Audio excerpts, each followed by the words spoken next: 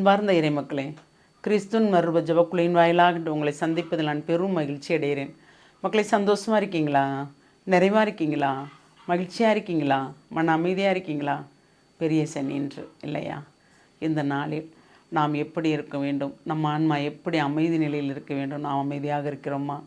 இல்லை நாம் அந்த கடந்த காலத்தைப் போலவே இப்படியே தான் இருப்போம் என்று இருக்கிறோமா? முரட்டுத்தனமாக இருக்கிறோமா? சிந்திக்கிறோம், ஒவ்வொரு நாளும் வெளியே வர வேண்டும் என்று நினைக்கிறோம், ஆனால் வர முடியாதவாறு தவிக்கிறோம் என்று இருக்கிறீர்களா? இறைவனிடம் ஒப்படைங்கள் உங்களை, அவர் உங்களை வெளியே எடுப்பார் இல்லையா? இன்றவர் நமக்கு என்ன இறைவார்த்தை தருகிறார் பார்ப்போமா? இறைவாக்கினர் எசேயா எழுதிய நூல் அதிகாரம் 55 இறைவார்த்தை 1-3 முடிய. தாகமாயிருப்பவர்களே, நீங்கள் அனைவரும் நீர்நிலைக்கு வாருங்கள். கையில் பணமில்லாதவர்களே, நீங்களும் வாருங்கள். தானியத்தை வாங்கி உண்ணுங்கள். வாருங்கள், காசு பணமின்றி திராட்சை ரசமும் பாலும் வாங்குங்கள். உணவாக இல்லாத ஒன்றிற்காக நீங்கள் ஏன் பணத்தை செலவிடுகிறீர்கள்? நிறைவு தராத ஒன்றிற்காக ஏன் உங்கள் உழைப்பை வீணாக்கிறீர்கள்?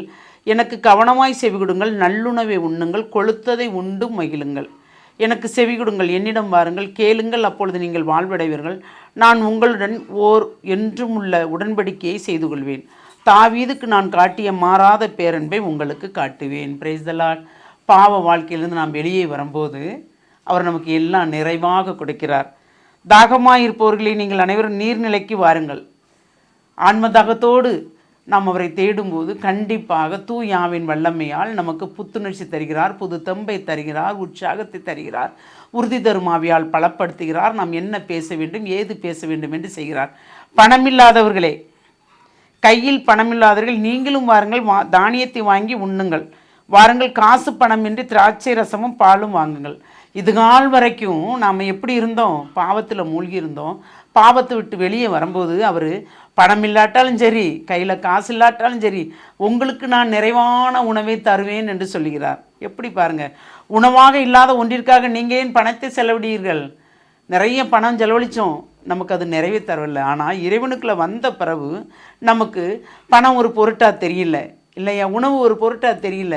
ஏன்னா இறைவன் நம்மளை வழி நடத்துகிறார். நிறைவு தராத ஒன்றிற்காக நாம் ஏன் உழைப்பை வீணாக்க வேண்டும் இல்லையா? நிறைவே இல்லை. ஏன்னா அது பாவமாக இருந்ததுனால நமக்கு நிறைவு தரலை. பாவங்கள் அனைத்தையும் விட்டு வெளியே வரும்போது அவரோடு நிறைவாக நாம் இருக்கிறோம். எல்லாமே அவர் நமக்கு தருகிறார் என்பதை நாம் நினைக்கிறோம். ஏனென்றால் அவருக்கு நாம் செவி கொடுக்கும்போது நல்லுணவை உண்டு, கொழுத்ததை உண்டு, மகிழ்ச்சியோடு இருக்கும்படி செய்கிறார். சிறு உணவாக இருந்தாலும் அது நமக்கு பெரிய உணவாக இருக்கும்படி அவர் ஆசீர்வதிக்கிறார் நம்மளை. அப்போ நம்ம கூட நம் பாவத்தை விட்டு நாம் விலகி வரும்போது நமக்கும் அவருக்கும் ஒரு உடன்படிக்கை செய்கிறார். நீ எனக்குரிய ஆன்மா, நீ எனக்குரிய ஆன்மா, அதனால் நான் உங்கள்கிட்ட ஒரு உடன்படிக்கை செய்கிறேன். நீ என்னோடு இணைந்து நடக்கும்போது உனக்கு நான் எப்பவும் என் பேரன்பை தருவேன், நீ என்ன கிட்டாலும் தருவேன்னு சொல்கிறார்.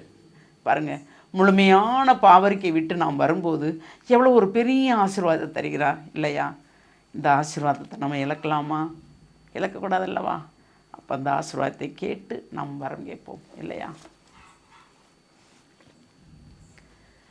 எல்லாம் வல்ல இறைவா, ஆமாண்டரே, இல்லாத ஒன்றிற்காக இதுகால் வரைக்கும் நடந்தோம்.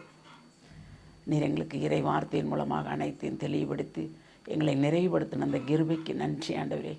ஆமாண்டவரே, இந்த நாளை ஒரு நிறைவுள்ள நாளாக எங்களுக்கு ஆசீர்வதித்து எங்கள் குற்றங்கள், எங்கள் பாவங்கள், எங்கள் குறைகள் அனைத்தையும் எடுத்து கிழக்கு மேற்கு எவ்வளவு தொலைவு உள்ளதோ அவ்வளவு தூக்கி வீசி ஒரு தந்தை தன் பிள்ளைகளை அரவணைப்பது போல் நீர் எங்களை சேர்த்து கொண்டு அரவணைத்த அந்த கிருபைக்கு நன்றி கூறி எங்களை முழுமையாக உம்முடைய இரக்கத்துக்குள் ஒப்புக் கொடுக்கிறோம்.